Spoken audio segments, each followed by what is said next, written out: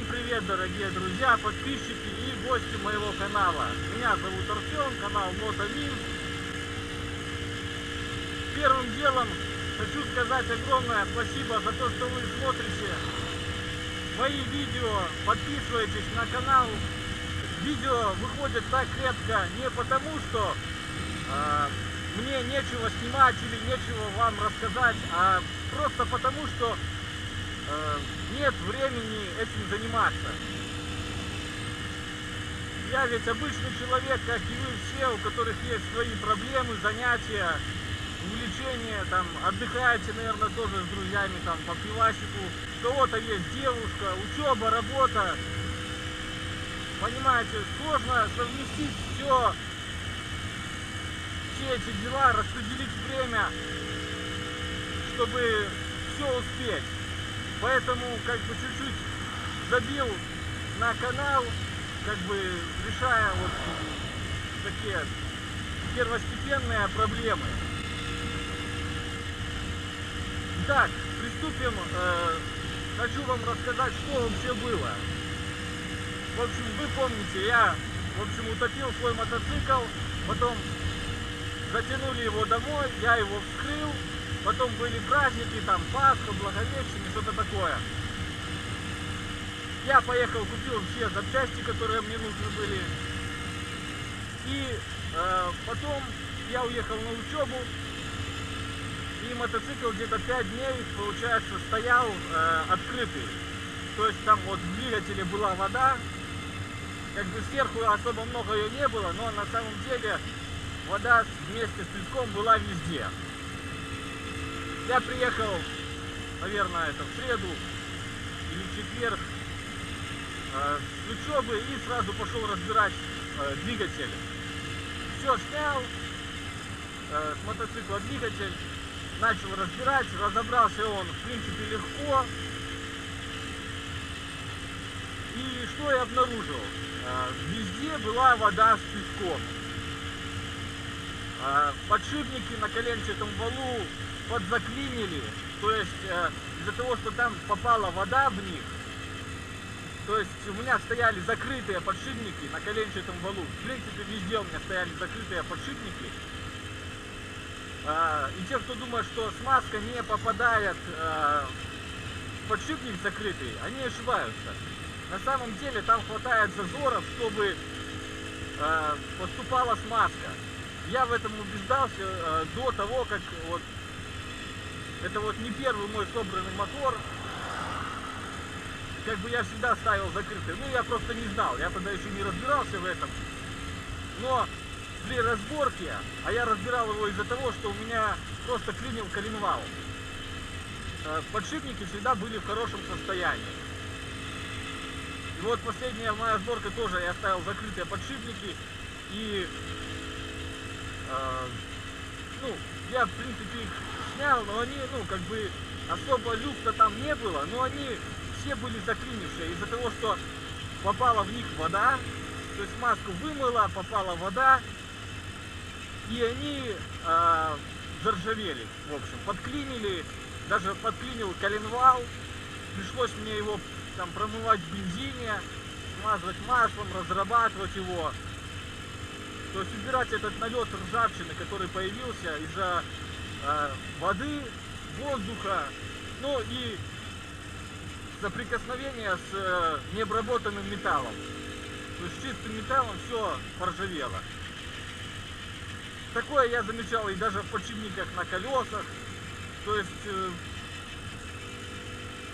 все плохо было. Вот после одной лужи мне пришлось разбирать практически весь мотоцикл. Я единственное только что не снимал, так это вот переднюю вилку. Насчет сборки двигателя. Хотелось собрать все, сделать побыстрее, но и также хотелось сделать все по уму, качественно.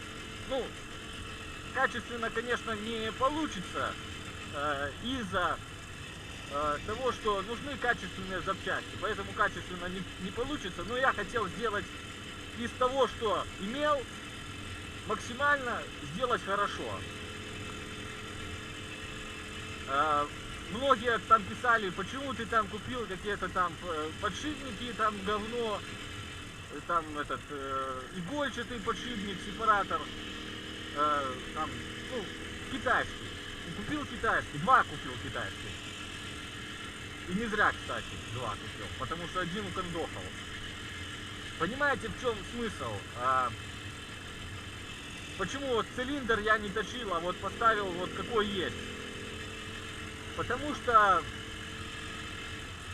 смотрите, если, допустим, ставить японский поршень там от UB100 там, или БВС там какой-нибудь, ну вот, смотрите, ставим японский поршень, японские кольца, да, ставить старый цилиндр, блять, это деньги на ветер. Поэтому мне пришлось бы растачивать цилиндр. Особо я мест, где у нас тут точат, нету. Раньше как-то точили, а теперь типа вот покупать китайское, новое, ну, как бы никто, я не знаю, кто этим занимается у нас здесь. Смотрите, если уже точить цилиндр, ставить японский поршень, колечки, сепаратор надо на коленвал. То есть верхнюю головку шатуна тоже. Продают какие-то тайваньские в Гомеле, это 400 километров от меня. Ну, как бы я не поеду. Ну и цены, конечно, за Тайвань, там, по-моему, что-то около $20, там, ну, как-то дороговато. Ну, допустим, я поставлю, да. Но коленвал-то у меня уже езженный, понимаете. Смысл мне ставить это все, если все упирается в ресурс коленвала. Я не знаю, сколько там, 20 тысяч я уже проехал на этом коленвале, или... Ну да, где-то 20 вот, примерно тысяч. Я посмотрел, люфта на нем не было. Единственное, люфт был, это в стороны. То есть шатун шатался в стороны и даже доставал в одном месте до блина. И даже на шатуне видно место подтирания. То есть когда-то в дальнике я говорил, что появляется какой-то странный шум на определенном диапазоне оборотов. Возможно, это как-то было связано, что вот на определенных оборотах шатун как-то смещался в сторону и начинал подтирать блин коленвала. И появлялся такой шум какой-то. Понимаете, коленвал нормальный достать тоже уже хер его знает. И все это в копеечку влетает. Понимаете, ну, вложусь я в минский двигатель нормально, сделаю качественный. А что толку, если он, ну, максималка 90? Как-то нерациональное использование вот как бы денег ради 90 километров в час. Проще мне его продать, вот собрать как есть, продать, доложить, купить ну, мотоцикл, так скажем, другой, по который едет быстрее. Насчет поршневой, вот 12 сильно я поставил цилиндр. Что с ним не так? Пока, грубо говоря, обкатка такая, да, я в карбюратор пока не лез, то есть особо не регулировал, чисто поднял иголочку на одно деление.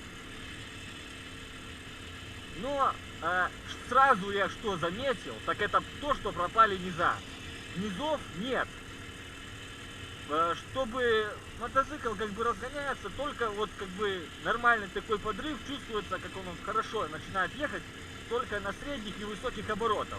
Но за счет того, что карбюратор еще не тонко не настроен, поэтому как бы таковых верхов нету. То есть и низов нету, есть какая-то там серединка чуть-чуть выше, а так, чтобы он крутился, ну, до своих максимальных оборотов, нету такого.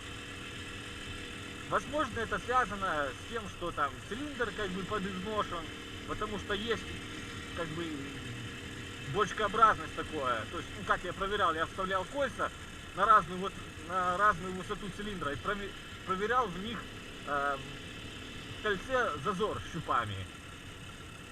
То есть у меня там было от 0,3 миллиметров до 0,5. То есть это достаточно, ну, много. С таким вот зазором. Поэтому я собрал из того, что было, как бы, ну вот, предварительно. Двигатель, в принципе, я быстро собрал, все нормально, в принципе, шло. Но долго колупался, там, я мотоцикл чуть-чуть сзади подкрасил с баллончика, потому что хочется покрасить нормально, но на это нужны, ну, нужно все разбирать, опять это зачищать, деньги, ну, в общем, пока я так все просто подкрасил, ну, как обычно после зимы, когда все ржавеет. Снималась цепь, чистилась, там колеса чистились, и все это занимало очень-очень много времени. Сиденье тоже я разобрал, в принципе уже все готово было, а сиденья нет. И поэтому как бы все затянулось, устраняя такие вот мелочи.